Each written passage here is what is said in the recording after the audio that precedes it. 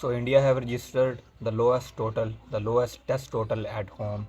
और ये बहुत मतलब ऑफुल स्टार्ट रहा है after the first day being washed out at Chinnaswamy. तो अगर हम आज के दिन का रिव्यू करें इंडिया का, तो मतलब बहुत बुरा सपने की तरह इंडिया इसको मानेगा, क्योंकि 46 पर ऑल आउट होना for a team like India, और वो भी न्यूजीलैंड के सीमर्स के against. See, India is never a kind of country which produces a good help for seamers. Spinners अगर इस तरह का कुछ मैजिक दिखाएं तो समझ में भी आता है, लेकिन सीमर्स आकर अगर आउट कर रहे हैं वो भी 46 पर, तो इट मेक्स अ ह्यूज फस अराउंड योर कैंप।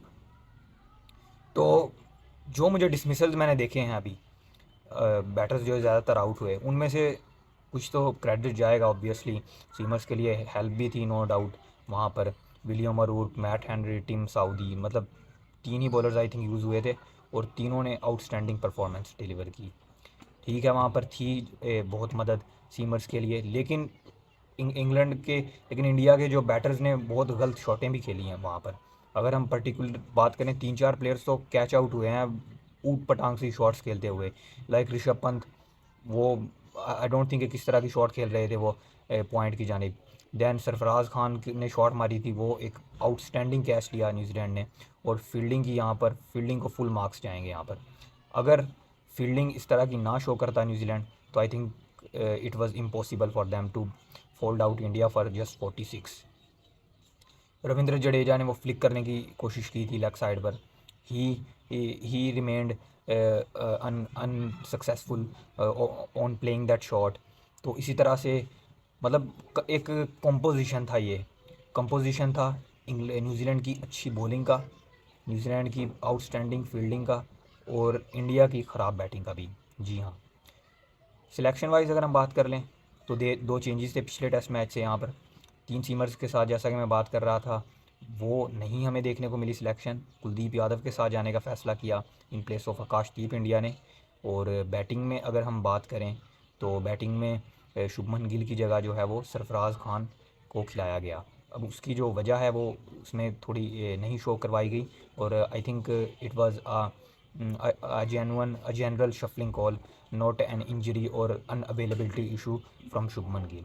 अब यहाँ पर जो सरप्राइज़ होता है वो ये था कि Virat Kohli coming at number 3। मतलब ऐसा हमेशा से नहीं होता कि विराट कोहली नंबर 3 पर आकर बैटिंग करें।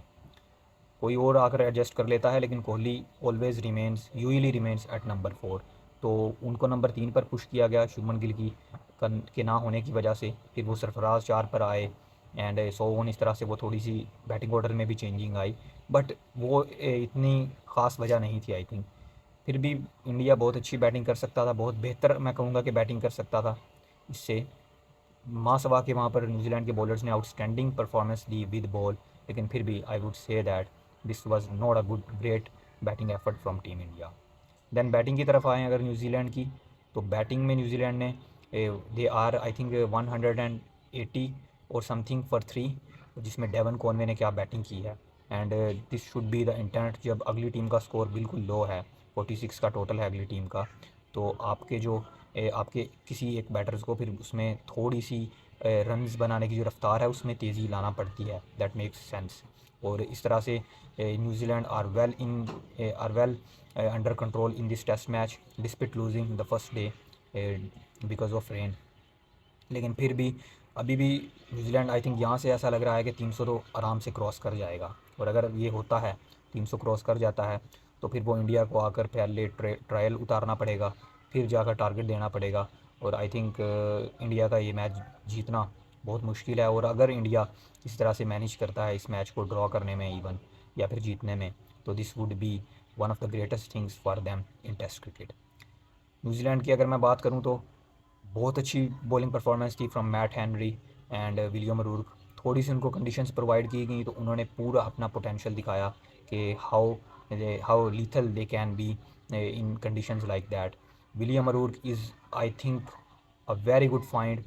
एक मतलब आप कह सकते हो फाइंड ऑफ द सीरीज़ थे पिछली सीरीज़ में भी अगेंस्ट श्रीलंका, इन श्रीलंका।